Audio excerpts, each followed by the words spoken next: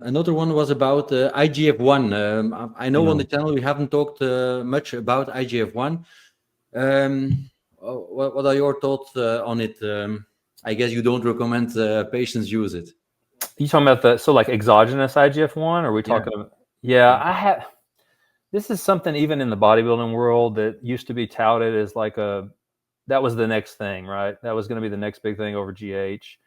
And I know IGF can provide some benefits. I think the majority of what I see are guys getting better pumps in the gym and things like that, fluid retention. I'm like, well, how is that inducing fluid retention? First of all, it's not always a good thing, right? You don't know the mechanism in the body that's causing it just because it gives you an advantage. I haven't seen, like, I know I've had some guys use IGF LR3 that's in the last few years. I've not been very impressed with what I've heard from them as far as bang for buck over something like ipamorelin or something like that. That just seems to tick a few more boxes. I'm not against it. Again, people want to use these things, go for it, see what happens. I don't really prescribe the ones that haven't been at least studied in humans very much. And so I'm not that comfortable doing that, but a lot of providers will. Now, IGF-1 in general, that's the other thing I wanted to talk about is people get hoodwinked and get focused on like baseline IGF levels. And they try to like make claims about, I'm low. It's like, these are also all over the map, and you can't tie and pin these down to anything causative in the body at that time because it's just a baseline. It's not how Mhm. baseline labs work. And so the best use for IGF, I think, in my opinion, from a serum blood testing standpoint, is usually just to assess the value of the growth hormone somebody's taking. Exogenous growth hormone should typically show that rise in IGF. I mean, that's what you see people say to check if you want to see if your GH is real, right? Yeah. You don't see those increases as much in guys on the peptides, GHRPs and things like that. But I tell guys that's okay. Like, they freak out about it. They think, oh, because it's got the word growth hormone releasing in it. These are two different categories. And I know this is going to get me in rabbit trail territory with people, but people don't understand the difference between the exogenous substance being given and studied and what happens versus the claimed endogenous hormone that they claim they're studying. If you actually go look at how they study these things originally, you can't study that internal hormone the way people think you can.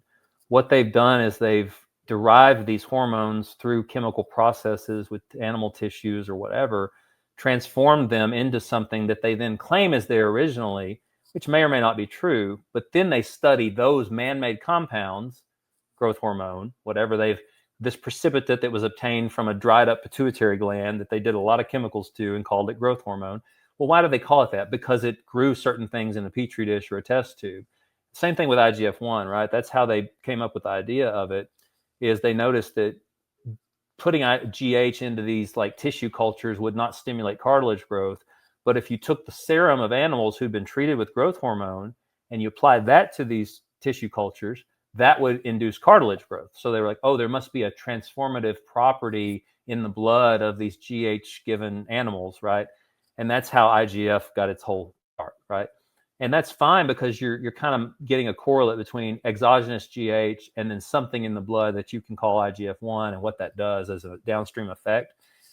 Making any claims about that from baseline levels, none of that matters. Like, so all these people freaking out saying like, oh, IGF and cancer. It's like, no, just because you can correlate somebody's baseline IGF levels and say people with cancer may have higher IGF levels, that has nothing to do with causation.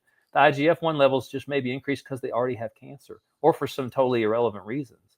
So that's where I think I wanted, I harp on that a lot. And I don't know that many people think about it like this, but they're just two separate categories. Baseline levels are over here. Levels via therapeutic monitoring when a substance is given are over here in this category. And these are not the same. Mhm. And that's just the important thing. I had a guy come to see me, and he's a biochemist. And he came to see me as a patient. And he started looking into the normal ranges, and he's like, doc, I couldn't believe it when I saw that these ranges were not derived from people taking the hormone. Because in his world, pharmaceuticals, you think about therapeutic drug monitoring, drug levels. Mhm. So in his mind, he was like, that's how this should have been done. And I'm like, yeah, I know. But everybody just goes off these normal ranges, which are massive, 200 to 800, some nonsense. Like, well, that's meaningless. So I just wanted to throw that out there, that these are two separate things. And I don't want people to get hung up on the IGF-1 baseline stuff as much as they do, because I think it causes unneeded stress, like most of these baseline labs do. Mm-hmm. But if you want to take IGF as an exogenous thing, again, you got to know that what you're getting is real. We don't know that with half of these things. If a compounding pharmacy is making it, it's probably legit from that standpoint. But is IGF LR3 the same thing as IGF that was taken 20 years ago in the body? I don't know. And people need to be careful with any kind of these exogenous things, because you don't know what all they're doing in the body. And as long as you're okay with that, that's fine. But I wouldn't push it on unsuspecting public who aren't going to go into all that and assess the risk reward in their own life like a bodybuilder would do.